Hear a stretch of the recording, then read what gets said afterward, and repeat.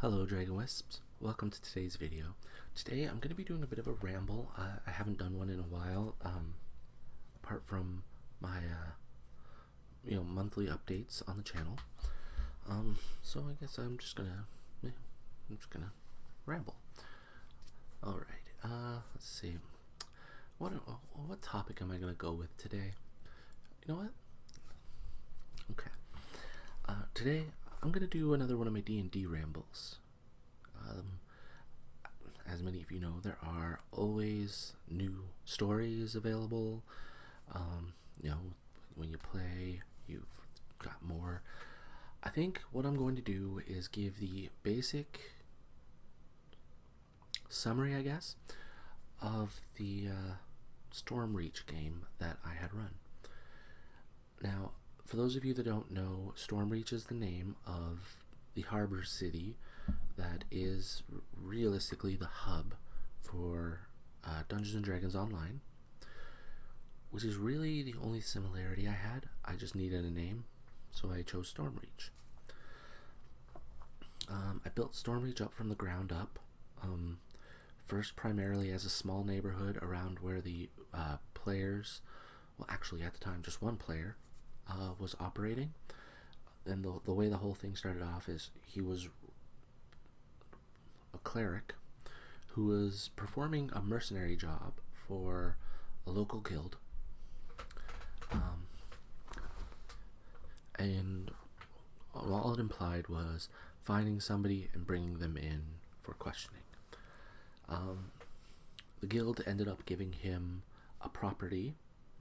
It was an inn that he could use as a means to start his own business as a mercenary, because that's what his goal was. I'm not entirely sure how he had come to that decision during character creation as a cleric, but that's what he did. So after about 20 minutes of him trying to figure out what he wanted to call his mercenary group, he ended up calling one of his friends over, so he joined the game, and they ended up deciding on Dark Suns Incorporated for the mercenary group. So now Dark Suns Incorporated was operating out of an inn in the harbor district of Stormreach. So they played, just the two of them, for a couple of sessions, just doing odd jobs around the city to try and spread their name and try to recruit new members, which went pretty decently. I basically started setting up quests that had a new member wanting to join as a reward, and things like that, as their names got a little bigger. Eventually they came to a point where another player joined, Ashley. She was playing a mermaid, who was under a polymorph spell activated through a seashell she had from some kidnapping. It was a whole backstory. Some humans kidnapped her, put the seashell on her to turn her into a human, and just we built from there. They rescued her. She joined Dark Sun. Then a rumor started going around that people were starting to be murdered in cold blood in the industrial district, so Dark Sun got hired to investigate. When they went there, to an area that they were supposed to investigate, there was a dagger sticking out of an apothecary owner, and when they pulled it out, it had the cleric's name on the handle, and now he put his fingerprints on it. So that started a whole side story, which allowed me to build the main story off of it. So once they figured out who it was who had framed him, it was a halfling who was only known as the Halfling. His real name was Joffrey Fletching. It was based off of a character from an old game that I had run almost in the same similar manner. Or I just played in that one? No, I think I don't remember. But like the character, just the character name. So he had framed him, and as they started to unravel things, they established that the halfling was running a whole organized crime ring in Stormreach, working for the head of the crime, like that.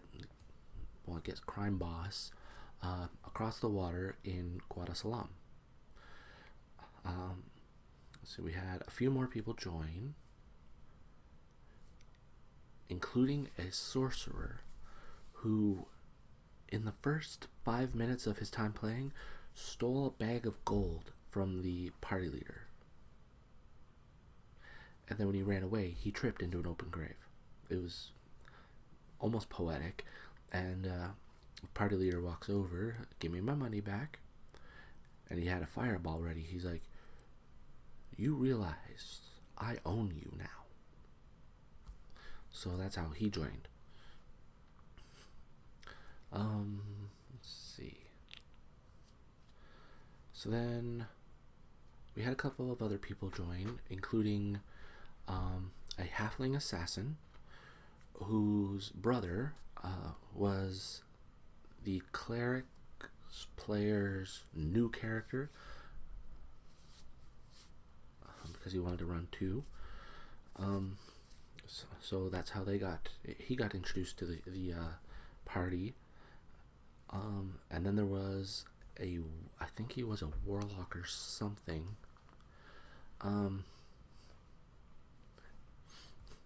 He didn't mesh too well with the rest of the party, but we'll get more into that after. So by this time they've entered a black dragon's den, cave, nest, whatever you want to call it, because they were hired to go destroy the eggs of this dragon and prevent it from hatching an entire new brood, because obviously that would have not been good. They end up coming across the dragon. Thinking it's asleep, they continue along their way, smashing the eggs. The halfling thief was trying to steal. And then they noticed that the dragon's eyes were open. Over half of Dark Sun Incorporated got wiped out by this dragon, and it was by sheer luck that they picked up a rod of wonder that teleported the dragon to another plane.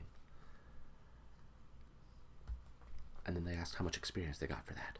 You didn't get any experience for that. You didn't defeat the dragon. You just teleported it somewhere, and lost over half of your mercenary company.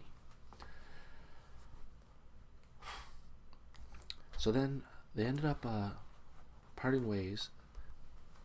The cleric decided he was going to start leading the Church of Palor. So that ended up, obviously his character was not being played anymore, but still part of the story. He made a lot of very questionable choices. Yeah, but I digress. The player just wanted to play his his newer character, the rogue, who's named Garrett Hilltopple, I believe was his name. So they ended up going across the water to Guadalajara to chase after the halfling. They had heard he had gone over there to report to his boss. When they end up getting there, they got to the boss's actual office. They get inside. They said, "We want Joffrey Fletching." And then the boss points to a cage in his corner where the lifeless body of the halfling is sitting, because he hadn't authorized him to do any of this stuff he was doing in Stormreach. So party says, "Oh, okay, well that solves our problem. We'll see you later then." And then the crime boss hang on, no, sit down. We're in the middle of a meeting. And the assassin and the rogue ended up working out a deal with him where they gave him 10% and got to run Stormreach. It was a whole thing. And then there was an arena battle that was set up. I do like to set up arena battles. I enjoy them. Sometimes, it's good to not have to worry that you're gonna die like flat out if you lose a fight. However, I also do throw in monster arenas in which it is a fight to the death. You've got to take out this monster, or this monster is going to take out you. And they ended up choosing to fight a kraken for some reason. I think it was something to do with when they sailed across, they were disappointed that there wasn't any real turbulence. So then that's when our spellslinger warlock dude that I was telling you about that didn't mesh well, that's when everything basically came to a climax with him. He ended up teleporting a cleric in full armor into the water while casting a secondary spell, Chain Lightning, in the water.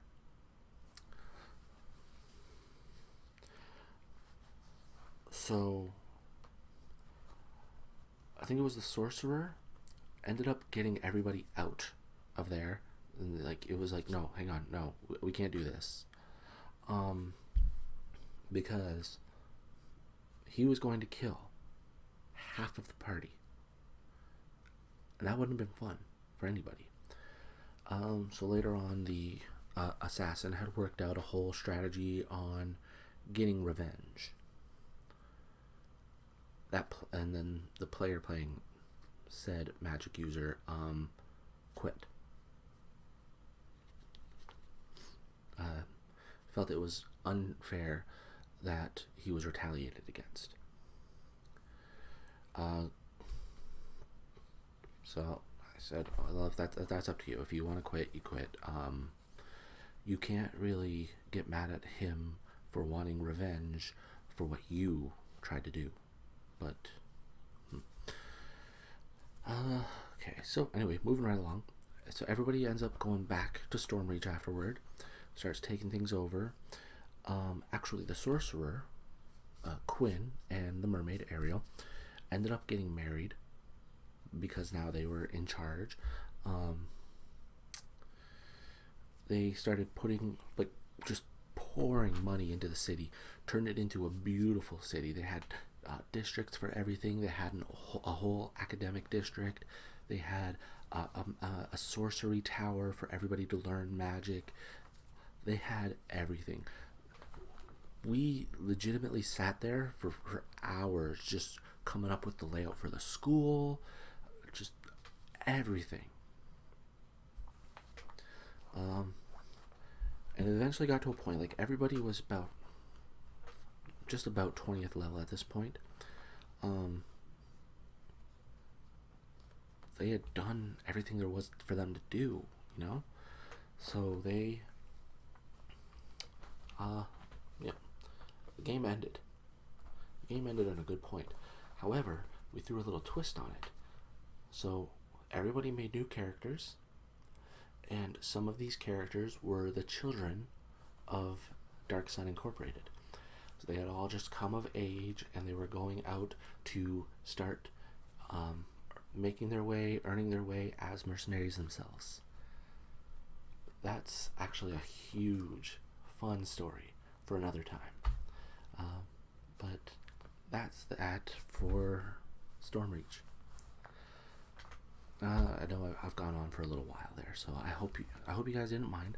I hope you enjoyed the little ramble.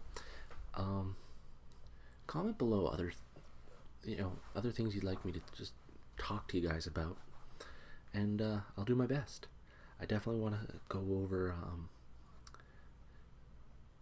the children's story, as well as the spin-off, because I've started just incorporating all my D&D games into this world I built around Stormreach.